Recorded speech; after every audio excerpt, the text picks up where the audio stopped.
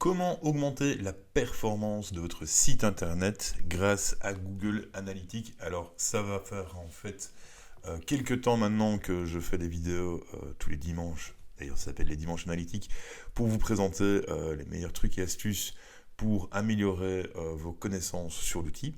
Et ici je vais vous faire une petite série de vidéos, donc il y en aura plusieurs, sur comment améliorer la performance de votre site internet grâce à Google Analytics. Et aujourd'hui, nous allons nous concentrer sur les pages de destination.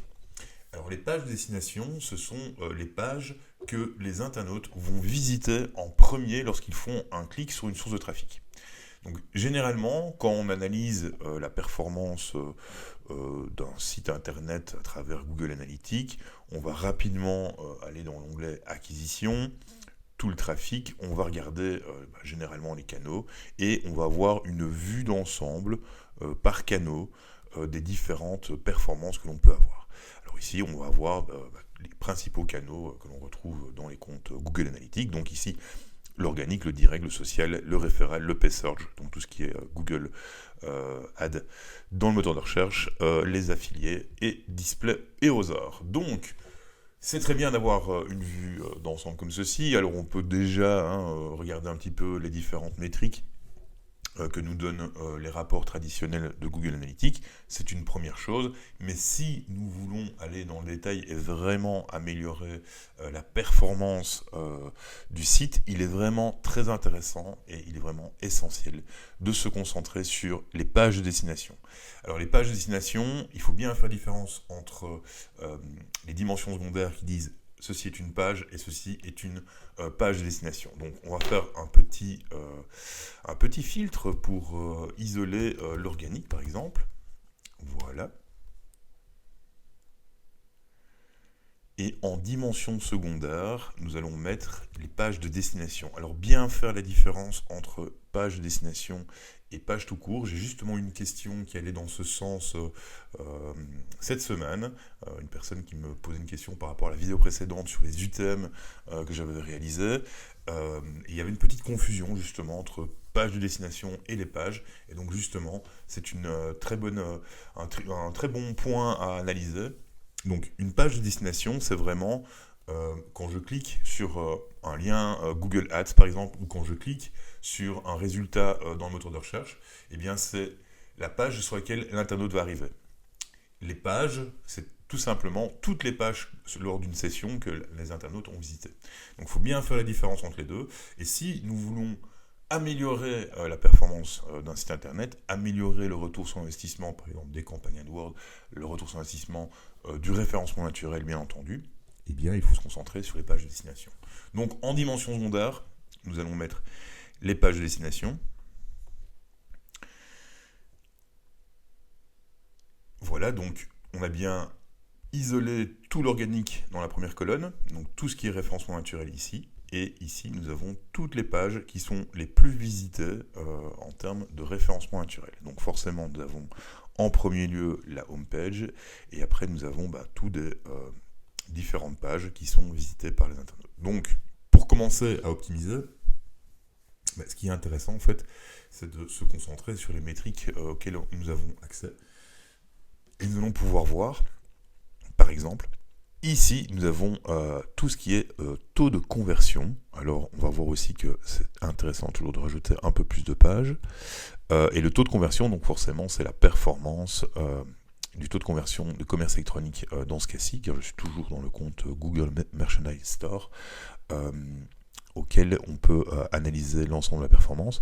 Et ce qui est intéressant de faire, c'est peut-être tout simplement d'abord de classer par taux de conversion pour voir quelles sont les pages qui ont le pire taux de conversion du site, et après analyser pourquoi il a un taux de conversion aussi bas. Donc le deuxième clic, c'est pour mettre la colonne dans l'autre sens et voir les données les plus basses. Ici on était voilà, donc la première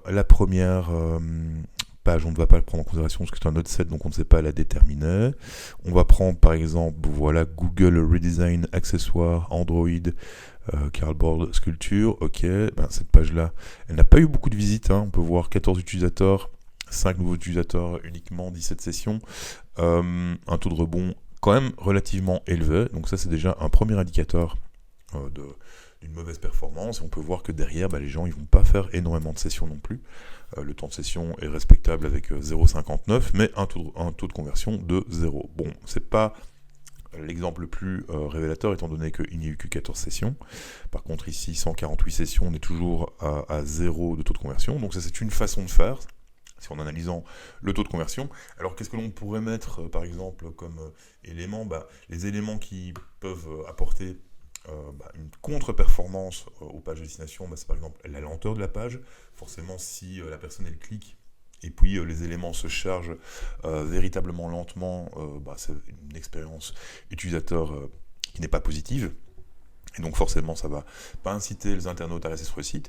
Il est aussi très intéressant de se concentrer sur les call to action, tout simplement, les petits boutons qui vont nous amener à réaliser des actions qui sont des actions importantes pour le business, comme par exemple mettre un produit au panier ou s'inscrire à une newsletter, remplir un formulaire de contact, devenir client. Tous ces éléments-là sont des éléments importants pour votre business, et donc il est toujours intéressant de se concentrer sur les pages pour voir si le canevas de la page est bien optimisé pour la performance, et également forcément la vitesse de la page, etc. Donc l'idée là-dedans, c'est de pouvoir comprendre quelles sont les pages qui ont vraiment une performance médiocre. Donc on peut également l'analyser par taux de rebond. Ici dans ce cas-ci, on va regarder là où il y a le plus haut taux de rebond, donc un taux de rebond forcément négatif, donc là il n'y a pas de taux de rebond, donc je réappuie sur la colonne pour avoir le classement dans l'autre sens. Voilà, donc il va apparaître maintenant toutes les pages qui ont 100% de taux de rebond. Donc encore une fois, il ne sert à rien de se concentrer sur des pages qui ont très très très peu de visites.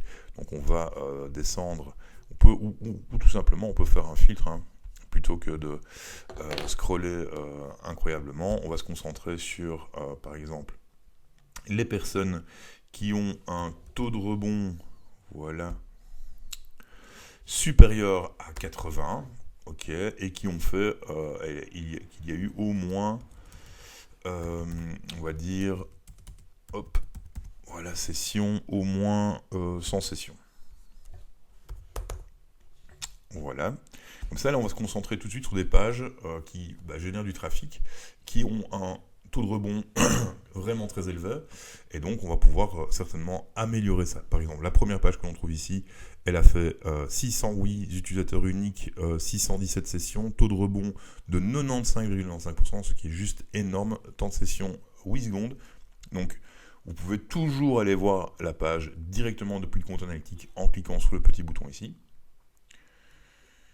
Voilà, elle va se charger. On va peut-être avoir des éléments de réponse. Et oui, on a bien des éléments de réponse, forcément, la page n'a pas été trouvée, donc c'est ce qu'on appelle communément une 404.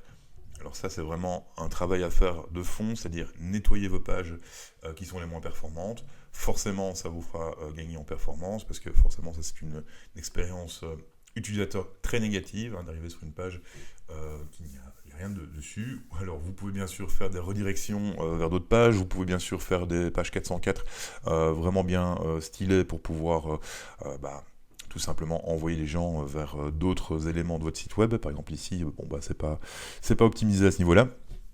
Et donc il est toujours important d'avoir un site le plus propre possible, c'est-à-dire ne pas avoir de page 404. Surtout, en organique c'est déjà grave, mais alors si vous faites ça avec...